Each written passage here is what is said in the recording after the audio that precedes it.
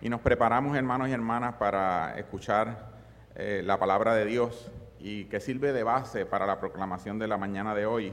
Les pido que estén en pie a todos los que puedan y busquen el libro de Mateo, capítulo 25, versículos del 1 al 13. Mateo capítulo 25, versículos del 1 al 13.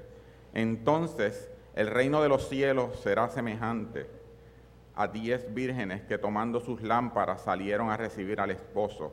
5 de ellas eran prudentes y 5 insensatas.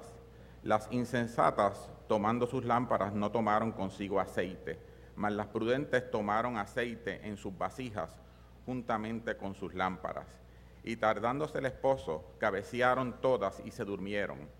Y a la medianoche se oyó un clamor: ahí viene el esposo, salid a recibirle. Entonces todas aquellas vírgenes se levantaron y arreglaron sus lámparas. Y las insensatas dijeron a las prudentes: dadnos de vuestro aceite, porque nuestras lámparas se apagan. Mas las prudentes respondieron diciendo: para que no nos falte a nosotras y a vosotras, id más bien a donde venden y comprad para vosotras mismas. Pero mientras ellas iban a comprar, vino el esposo, y las que estaban preparadas entraron con él a las bodas, y se cerró la puerta. Después vinieron también las otras vírgenes, diciendo: Señor, Señor, ábrenos. Mas él respondiendo dijo: de cierto os digo que no os conozco, ¿verdad?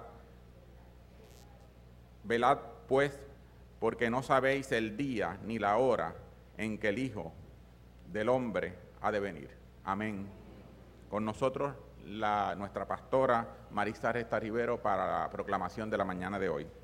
Bendito es Dios.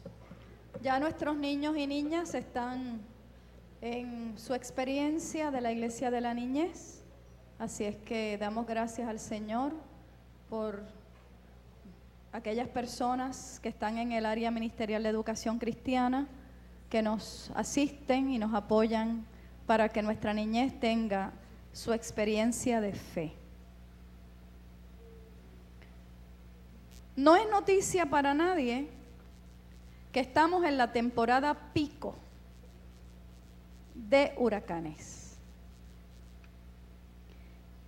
Y viviendo en el Caribe, debemos finalmente integrar en nuestra psiquis que los huracanes y las tormentas forman parte de nuestra realidad cotidiana. No voy a decir que digan amén, pero eso es una verdad. ¿Qué implicaciones tiene esto? En primer lugar, hay que estar preparados y preparadas para enfrentar el fenómeno atmosférico. Número 2, hay 2 palabras que debemos conocer en esta temporada de junio a noviembre, que es la llamada temporada de huracanes. Y esas 2 palabras son vigilancia y aviso. Las escuchamos bastante en estos días pasados, ¿verdad? Y nos ponemos nerviositos. Después de María, sabemos lo que es un huracán, categoría 4, llegando a categoría 5 en los picos más altos, en las cordilleras y montañas de nuestra amada isla. Así es que es importante decir que esas 2 palabras, vigilancia y aviso, atraviesan la parábola de las vírgenes prudentes y las vírgenes insensatas. Cuando usted va al glosario de esta temporada, de junio a noviembre, usted va a seguir reafirmando, ¿no?, que vigilancia en ese glosario de huracanes significa que el fenómeno, sea tormenta, sea huracán, viene en ruta.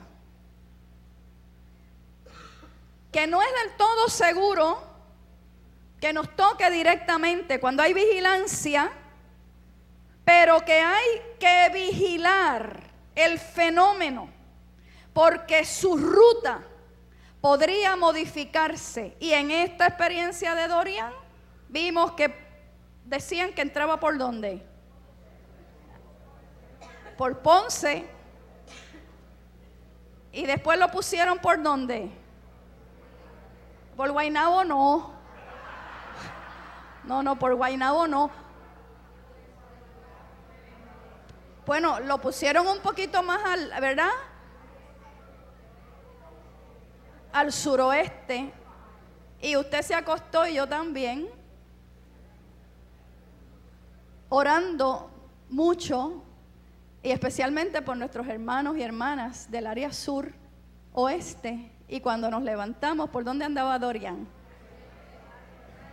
Por acá, por Fajardo, por toda esa parte, ¿no? Así es que esa vigilancia nos lleva a estar atentos y atentas de que esa ruta puede modificarse. Y nos lleva también a estar atentas y vigilantes en nuestra preparación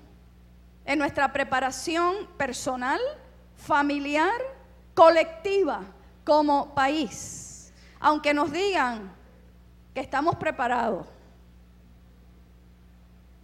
usted y yo ya conocemos de lo que es la demagogia política. Y usted y yo sabemos mucho más que eso. Eso es la vigilancia, que pudiéramos decir algo más, pero no nos vamos a detener ahí. El aviso es cuando la llegada o el paso es inminente. Estamos ya, olvídese, curtidos en el asunto.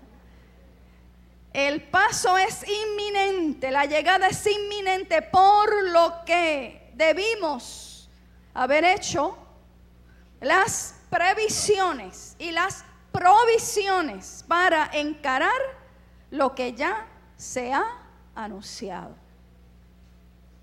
Ahora bien, cuando no hacemos caso ni a la vigilancia ni al aviso, nos sugiere varias cosas. En primer lugar, que no tomamos en serio lo que es serio.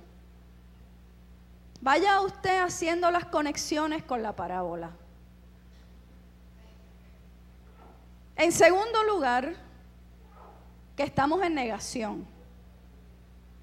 Eso nos pasó casi todo el tiempo antes de María. Eso no viene para acá. Eso se desvía, eso olvídate, a nosotros no nos toca. Mira que se han desviado huracanes, mira que se han desviado tormentas. ¿Para acá? No, eso no viene para acá. En tercer lugar, nos sugiere, cuando ignoramos los avisos, que somos negligentes. Y del reverso, quizá razones mayores, como alguna enfermedad, alguna insanidad mental, alguna imposibilidad para que la persona pueda hacer todo aquello que conlleva que estuvimos en vigilancia y pasamos al aviso. Estos avisos tienen una función: que nos preparemos para que podamos responder con acierto y con seguridad a lo que de otra manera puede hacernos daño o poner en peligro nuestra existencia. ¿Qué tiene que ver todo esto con la parábola de las 10 vírgenes? Unas prudentes y otras necias.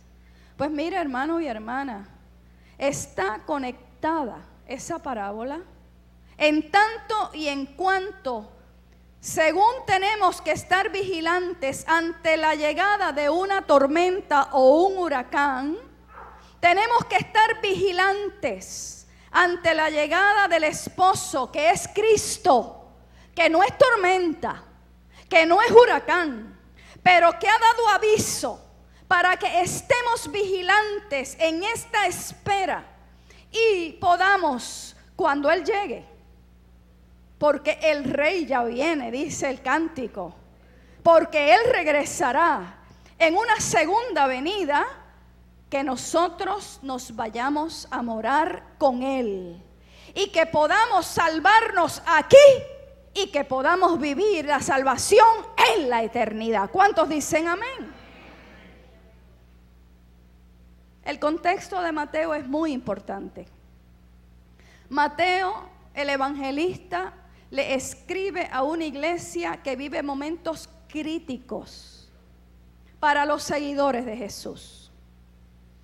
La venida de Cristo, según Mateo y sus contemporáneos, tardaba. Ellos esperaban la inminente llegada en su generación, en su tiempo. Lo mismo le ocurrió al apóstol Pablo. Por eso las cartas a los tesalonicenses, por eso los consejos en otras cartas que no vamos a mencionar en esta mañana. Así que esa venida de Cristo tardaba, por lo que la fe de la iglesia y el compromiso se iban relajando. Por lo tanto, era necesario recordar esta parábola de Jesús para reavivar de nuevo la conversión y una vida interior que emana del interior dinámicamente con el Cristo resucitado. El relato nos habla de una fiesta de bodas. Y esta gente sí sabía celebrar, ¿sabe? Estas bodas en el antiguo Israel, en los tiempos de Jesús, podían durar una semana. Y quizá en otros contextos de ese mismo tiempo, quizá hasta más. Y nos habla de que hay unas vírgenes llenas de alegría, a un grupo de jóvenes llamadas vírgenes que están llenas de alegría y van a esperar la llegada del esposo, dicen unas versiones, del novio, dicen otras versiones. Y ese esposo y ese novio, ¿quién es? Cristo.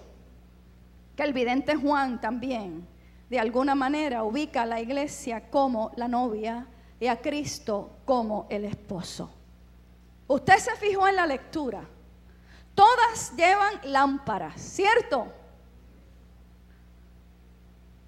Y llevan esas lámparas, obviamente, para alumbrar el camino, para alumbrar la noche. Pero, no todas llevan aceite. Solo hay que mirar ese texto otra vez para entender que no solo basta con llevar las antorchas en la mano, hay que tener el aceite. Cuando yo me criaba y me quedaba semanas en casa de mis abuelos en Barrio Nuevo de Naranjito, allí había un quinqué. Y mi abuelo hablaba del querosén. Eso es para los que de menudo para acá. ¿Verdad? No solo basta con tener la lámpara. Hay que tener el aceite que mantiene la lámpara encendida. Para poder mantener esa lámpara encendida, se necesita el aceite para que esa lámpara cumpla su función. Una metáfora más actual, hablando de esta temporada, serían las lámparas solares. Usted tiene que ponerlas ¿a qué? A cargar con la luz solar. Serían las lámparas de batería. Usted tiene que tener baterías y tiene que tener repuesto, porque esas baterías se van a agotar Y si usted tiene planta eléctrica, usted tiene que hacer la provisión de la gasolina, si usa gasolina, del gas, si usa gas, oiga, y darle mantenimiento. Porque si usted no le da mantenimiento, el día antes, cuando usted vaya a prender la planta, ¿qué pasa? Que pisa y no arranca.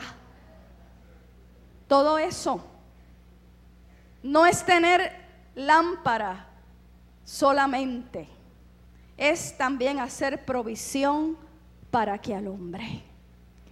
Si lo trasladamos al plano espiritual de nuestra relación con Cristo, no es ser informados intelectualmente de quién es Cristo, es tener una relación vital con Cristo, que de acuerdo a Mateo es el esposo que viene por nosotros y nosotras. Como el esposo tarda, nos dice la historia, el esposo tarda en llegar, les dio sueño. ¿Y qué sucedió? Que se quedaron, ¿qué? Dormidas. Y los problemas se hacen patentes cuando se anuncia la llegada inminente del esposo. Entonces, el grupo se divide en dos. Las previsoras, las prudentes, que teniendo el aceite, encendieron las antorchas y entraron, de acuerdo a la metáfora que sigue usando Mateo, entraron con él al banquete. El otro grupo son las insensatas, que se ven obligadas a ir a comprar el aceite a la hora o en la hora decisiva, cuando quizá ya que no hay tiempo. Eso es para aquellos que dejan las cosas para última hora. Quizá cuando usted vaya a procurar lo que es vital, ya es tarde. Es demasiado tarde. Fíjense qué importante. La palabra usada en el Evangelio de Mateo desde el griego para necio o insensata es moros, que se traduce como una persona tonta. Tiene que ver con una actitud que no percibe, escucha bien, la dimensión de las cosas. Es una ausencia de un pensamiento coherente. La necedad puede ser un poder que enmaraña la capacidad de comprensión e induce a las personas a comportamientos absurdos. Por eso muchas veces nosotros y nosotras podemos pensar de nosotros o de otros y otras que se ha perdido la capacidad de entender las cosas en su justa perspectiva, en su justa dimensión. Ahora bien, fíjense, la palabra en griego usada para prudente, porque yo sé que usted se quiere ubicar en el grupo de los prudentes, es frominos en el griego, que viene de la raíz frenes, que tiene que ver con diafragma. Fíjense toda la vuelta que estamos dando. Porque lo que Mateo está diciendo con la palabra es que es en el interior. ¿Dónde está el diafragma? Los coralistas aquí, ¿verdad? Acá. ¿Dónde empiezan las vísceras? Por ahí. Ahí en el interior de la persona, donde el evangelista ubica la conciencia, el centro del ser, ahí donde se instala el Espíritu de Dios, donde de alguna manera, hermano y hermana, ese lugar Es un lugar que nadie más puede tocar, nadie más puede dañar, nadie más puede de alguna manera violentar, porque ahí está el mismo Espíritu de Dios. Es lo que el evangelista está diciendo desde la cosmovisión de su entendimiento de la época. Así que ahí hay una capacidad donde habita el Espíritu de Dios, porque el Espíritu todo lo ilumina. Donde hay oscuridad, Él trae luz. Donde hay caos, Él trae orden. Por eso allá en el Génesis dice que en el principio creó Dios los cielos y la tierra, y que la tierra estaba desordenada, había caos. Pero el Espíritu ordena todas las cosas. Santo es el Señor. Y allí donde puede haber caos, si el Espíritu de Dios está, el Espíritu domina y el Espíritu va poniendo orden. Donde hay desorden, donde hay nublazón, donde hay oscuridad. Las vírgenes prudentes son las que se dejan llevar por el discernimiento interior. Acuérdense de la palabra. Frenes, diafragma, conciencia interior, el centro del ser, donde habita el Espíritu de Dios. Y hay una claridad de la dimensión de la relación interior con Jesús que se manifiesta en lo exterior, en la cotidianeidad.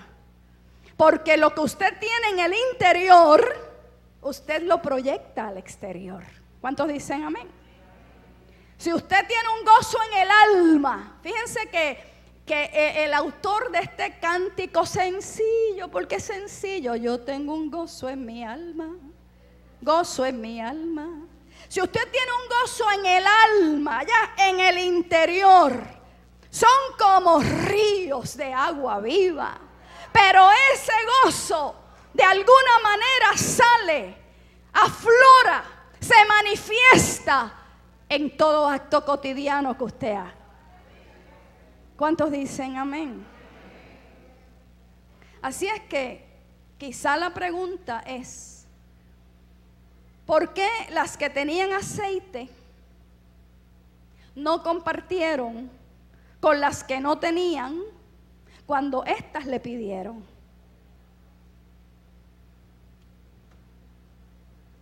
Porque si eran prudentes, si eran sensatas, pues eran sensibles, tenían compasión. Entonces, ¿por qué no compartieron el aceite? Pudiéramos pensar que era una conducta egoísta de aquel o aquella que se hace llamar prudente. Nada de eso. El aceite simboliza la convicción de que una tiene una relación en virtud de un encuentro y de una conversión con Cristo.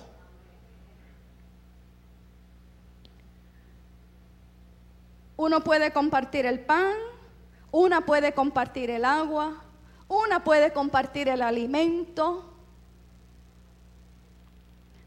pero el aceite en este contexto es la experiencia de conversión y es la convicción que tengo de vivir responsablemente y coherentemente el Evangelio de Cristo, de tal manera que cuando Él llegue yo pueda entrar al banquete, a las bodas del Cordero y celebrar con Él por toda la eternidad. No puedo imponer mi experiencia. No podemos imponer la experiencia propia. Quien vive inconscientemente, enajenadamente el Evangelio, al final del día o al final de la noche, cuando haya que tomar decisiones, no puedes pedirle a nadie que decida por ti. No puedes pedirle a nadie que actúe por ti. Entonces puede ser tarde. Y es que, reflexionando en esta palabra anoche, me vino esta inspiración.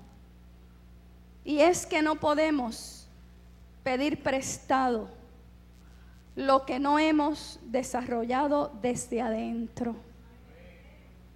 No podemos pedir prestado a otro o a otra lo que no hemos desarrollado desde el corazón. Usted no le puede decir al otro o a la otra, al hermano, a la hermana, al padre, a la madre, al hijo: préstame tu experiencia con Cristo. Usted no puede de alguna forma decirle a la otra persona: pásame un poco de tu relación con Jesús. Podemos inspirar a otros o a otras en nuestra relación con Dios. Pero el aceite, lo que tiene cada cual en el cultivo de una experiencia, de una vivencia, es intransferible. Esa experiencia de conversión puede inspirar a otra persona, pero es tu experiencia y tiene que ver en tu relación vital con Cristo Jesús, Señor nuestro. A cada cual nos toca responder frente al esposo, frente al esposo que es Cristo. La exhortación que Mateo le hace a la iglesia de su tiempo puede quizá plantearse con una pregunta: ¿qué puede estar interfiriendo para hacer caso omiso del llamado a estar o vivir vigilantes?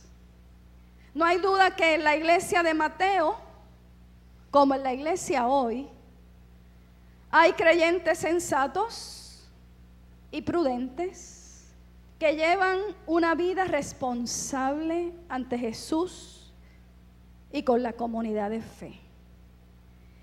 Y habían otros que, de acuerdo a la parábola, se comportaban neciamente, de una forma insensata, porque vivían la fe de una manera frívola y descuidada ante el evangelio de nuestro Señor Jesucristo.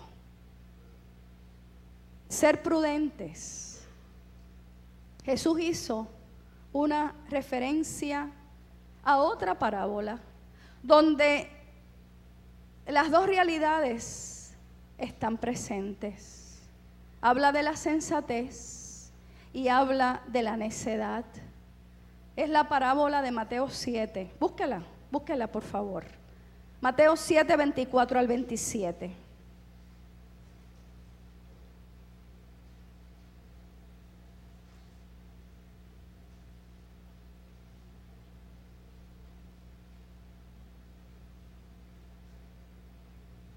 A cualquiera, pues, que me oye estas palabras y las pone en práctica, le compararé a un hombre prudente, frenes, que edificó su casa sobre la roca. Descendió la lluvia, vinieron ríos, soplaron vientos y golpearon contra aquella casa, pero no cayó porque estaba cimentada sobre la roca. Pero a cualquiera que me oye estas palabras y no las practica, le compararé a un hombre insensato o necio que edificó su casa sobre la arena. Descendió la lluvia, vinieron ríos, soplaron vientos y dieron con ímpetu contra aquella casa y cayó, y fue grande su ruina. Y nos enfocamos en esa parábola, en la roca y en la arena. Y nos enfocamos en la lluvia, en el viento, en la crecida del río, en el desplome o en el mantenerse la casa con fundamento, todo eso, pero nos olvidamos de lo que nos está diciendo la parábola. Y es el que oye estas palabras y las pone en práctica.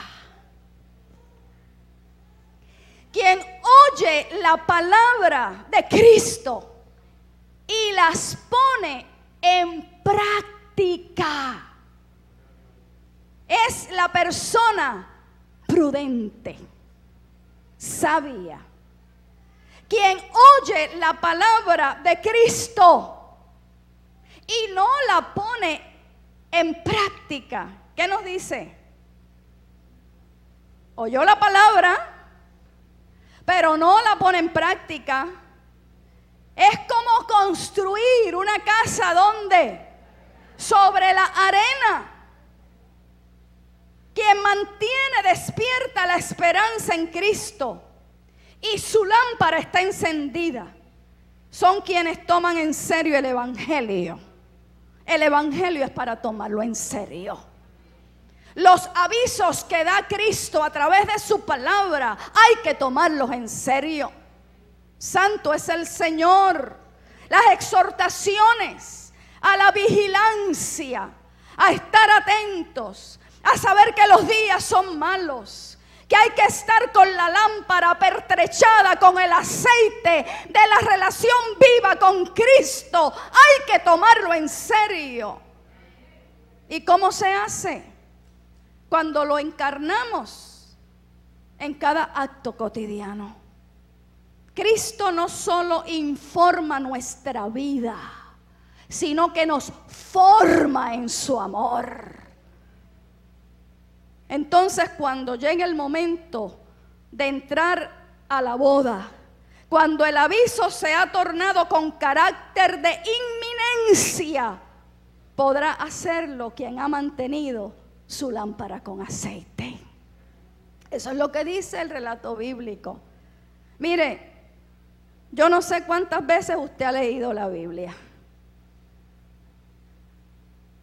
Yo no sé cuántas predicaciones usted ha escuchado en su vida. Yo no sé cuántos discipulados usted ha participado. A cuántas escuelas bíblicas ha venido. Yo tengo gente que me ha dicho, ya yo borré el disco. Ya el disco se borró de tanta palabra que yo he escuchado. Pero no es escuchar. Usted puede escuchar 4.570 y qué sé yo, predicaciones. Y hay gente que le gusta escuchar y escuchar y escuchar y escuchar y que le prediquen. Y ahora con las redes y con el YouTube, y yo quiero oír palabra, y yo quiero que el Señor me hable, y yo quiero, pero es que ya está bueno de oír. Hay que poner en práctica lo que has escuchado en el nombre del Señor. Yo tengo un testimonio de eso, de 2 días atrás, pero lo dejo para otro momento. Sigue diciendo Mateo, pero quien escucha y oye las palabras de Jesús y no las hace, su vida se verá en el desplome de la casa construida sobre la arena. Porque no hay arraigo, porque no hay una vida verdaderamente fundamentada en Cristo. Lo que Jesús está preguntando es, ¿qué previsiones hacemos más allá de lo visible, de lo perecedero? Mateo le dice a la iglesia, mientras el Señor llega,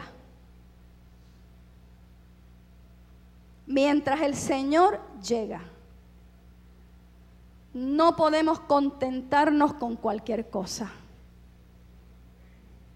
No podemos relajarnos en nuestra fe. No podemos hacer trueque con el mundo.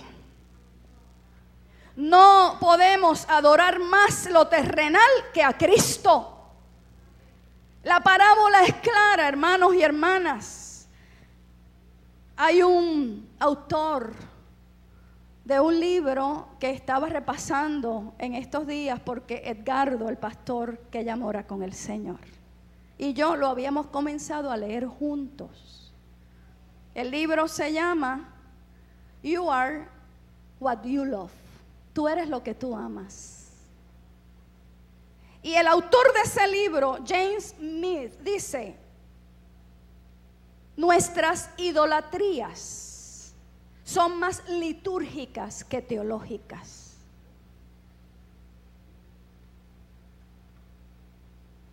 Tú eres lo que tú amas. Queriendo decir que hay miles de creyentes que rinden más culto al dinero que a Cristo. Queriendo decir que hay miles de creyentes en el mundo que rinden más culto a sus profesiones que a Cristo. Queriendo decir que hay miles de creyentes y de cristianos y cristianas que rinden más culto al trabajo que a Cristo, que rinden más culto a sus pasatiempos que a Dios. Cuando dice que son más litúrgicas que teológicas, está diciendo que ponen todo su corazón, que ponen todo su esfuerzo, que ponen todo su talento en todo lo que he dicho y mucho más, que en Dios y su iglesia. Y yo creo que eso es así. Eso es lo triste, que cuando una sigue auscultando, mirando, experimentando, uno tiene que decir: James Smith tiene mucha razón. Con la parábola de las vírgenes prudentes y con las vírgenes insensatas, Jesús nos dice: tampoco podemos perder la esperanza en la vida eterna. No podemos dejar de creer que hay vida después de esta vida. No podemos dejar de creer que Él viene nuevamente por su iglesia. Eso es cuento de camino, pastor. Esas fueron imágenes que se usó en el tiempo de Jesús para de alguna manera describir una realidad espiritual o una experiencia espiritual. Usted, si quiere creer eso, créalo. Pero yo creo de esta forma: que Cristo viene 3 veces a la vida de nosotros. Que Él viene como Señor y Salvador. ¿Cuántos pueden decir: Él ha llegado a mi vida como Señor y Salvador? Yo creo también que Cristo viene por nosotros cuando nos dice: tu tiempo se acabó sobre la faz de esta tierra. Tus días llegaron a término y yo vengo por ti. ¿Se acuerdan aquel insensato precisamente?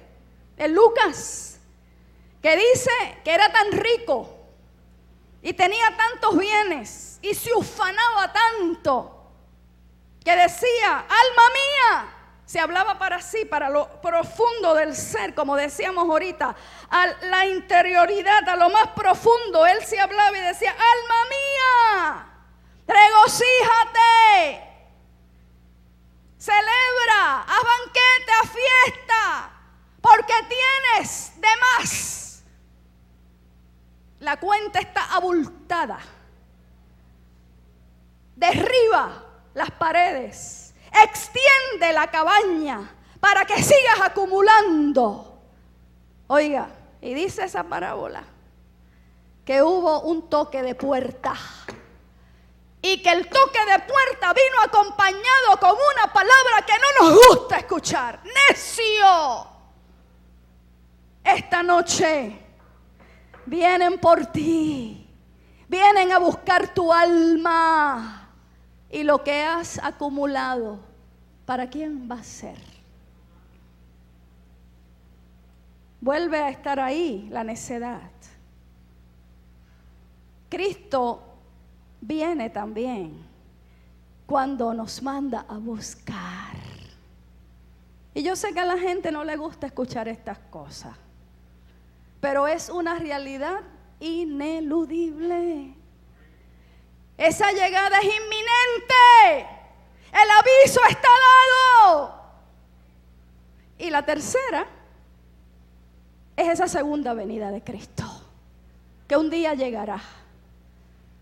Todo ojo le verá, dice la Escritura.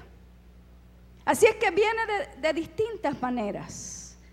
Y yo lo ubico en esas tres formas. Te pregunto, bueno, no me quiero extender mucho. ¿Está tu lámpara encendida? Tienes la lámpara, ¿no?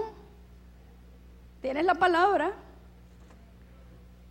Está encendida. Tiene aceite. Pones en práctica la propuesta de Cristo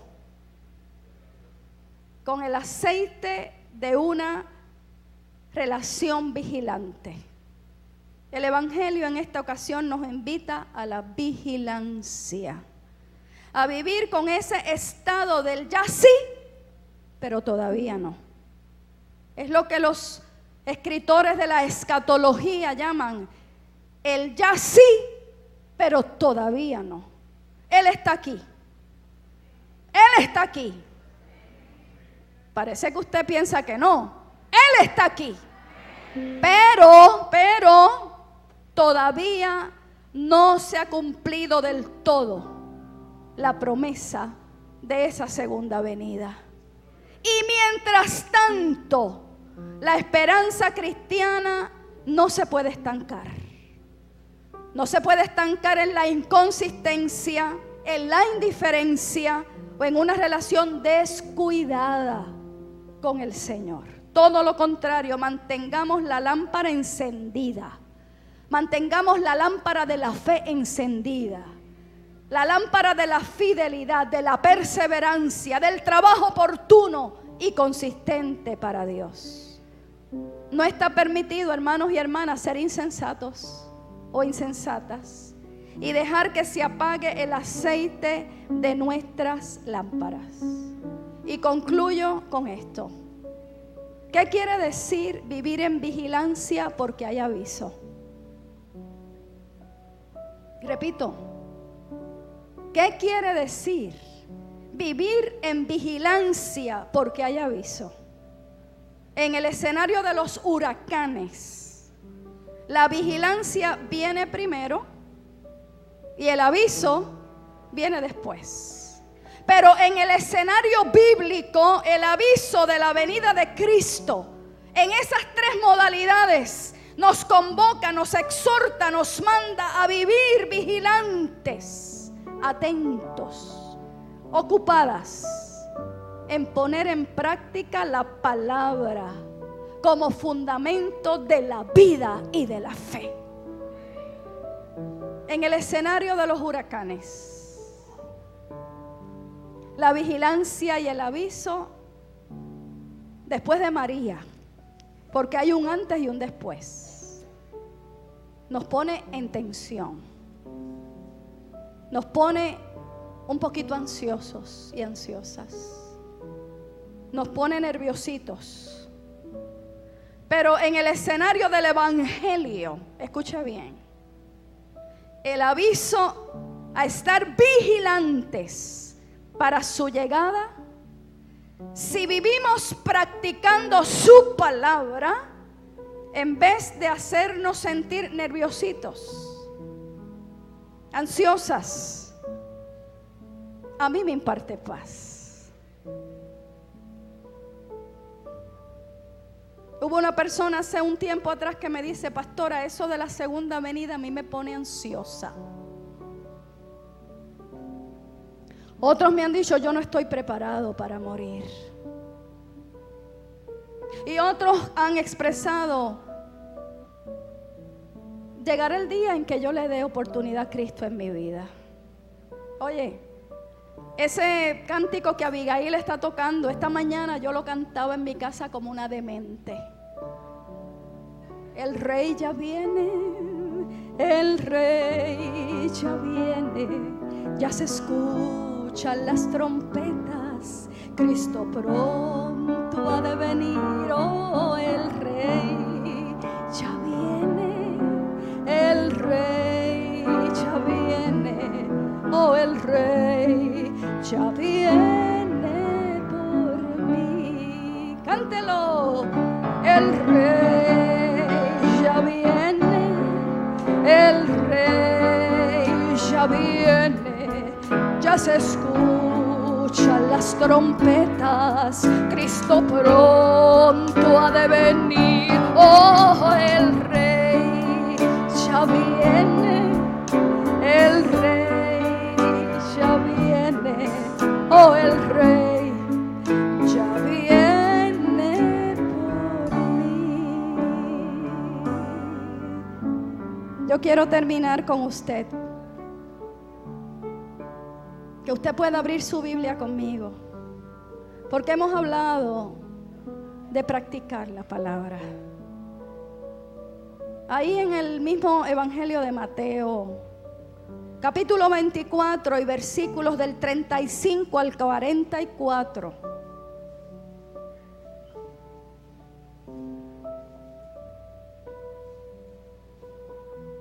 Cristo está aquí para salvar.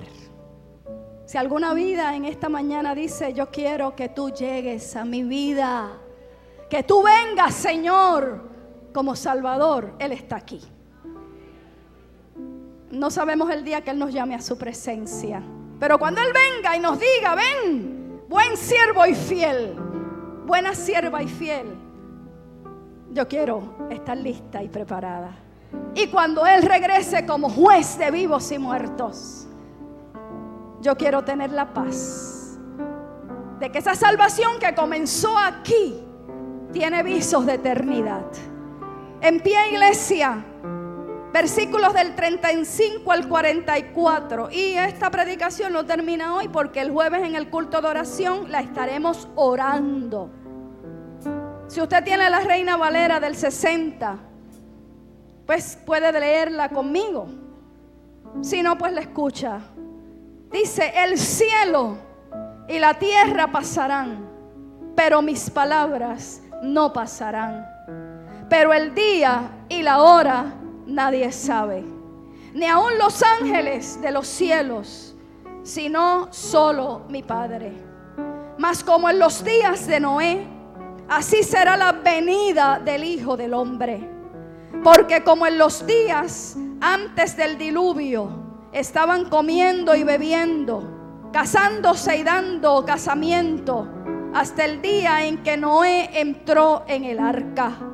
Y no entendieron hasta que vino el diluvio y se los llevó a todos. Así será también la venida del Hijo del Hombre. Entonces estarán dos en el campo, el uno será tomado y el otro dejado. Dos mujeres estarán moliendo en un molino, la una será tomada y la otra será dejada. Velad pues, porque no sabéis a qué hora ha de venir nuestro Señor. Pero sabed esto, que si el padre de familia supiese a qué hora el ladrón habría de venir, velaría y no dejaría minar su casa. Por tanto, también vosotros estad preparados, porque el Hijo del Hombre vendrá a la hora que no pensáis. Bendecida es la palabra del Señor. Bendecida es la palabra del Señor. Llegamos a la mesa del Señor.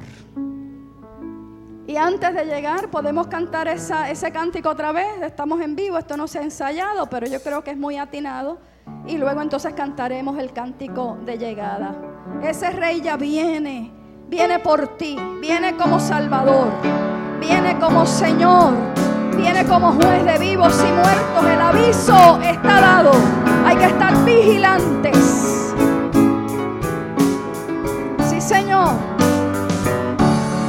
Oh, el Rey ya viene, el Rey ya viene, ya se escuchan las trompetas, Cristo pronto ha de venir. Oh, el